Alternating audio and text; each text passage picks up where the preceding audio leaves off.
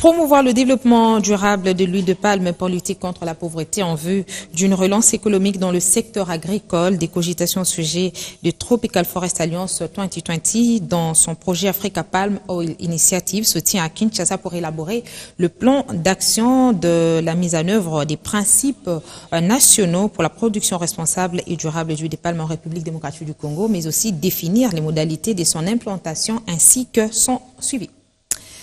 L'instauration de la taxe sur l'assainissement pour lutter contre l'insalubrité dans toutes les villes de la République démocratique du Congo, un sujet qui figure à la réunion tenue entre le gouverneur et le ministre d'État, ministre de l'économie nationale, qui attend beaucoup de la population et des entreprises productrices du plastique pour sa concrétisation. Une autre contribution attendue, c'est le paiement d'impôts et des taxes des entreprises en devise. Une deuxième rencontre tenue avec les opérateurs économiques. Le but est de protéger l'environnement en intervenant dans la structure des prix de produits. L'idée est de prélever des pourcentages dans les factures d'eau.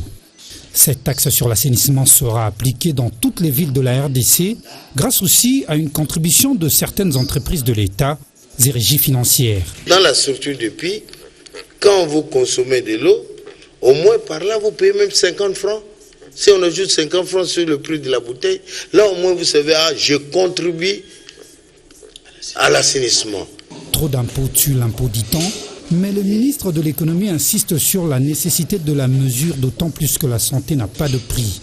Au coût d'une ordonnance de typhoïde, de malaria, de diarrhée sanguine ou sanguinolente, je ne suis pas médecin, et surtout au coût de la mort, parce que toutes ces maladies-là conduisent très vite à la mort.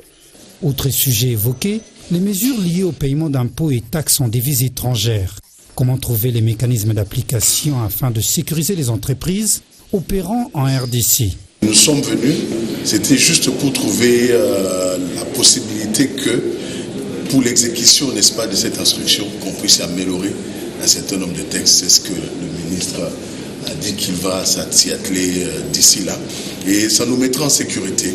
Le représentant des organisations patronales plus que déterminé à accompagner le gouvernement et propose que l'on retienne le dollar et l'euro comme devises étrangères principales dans les différentes transactions.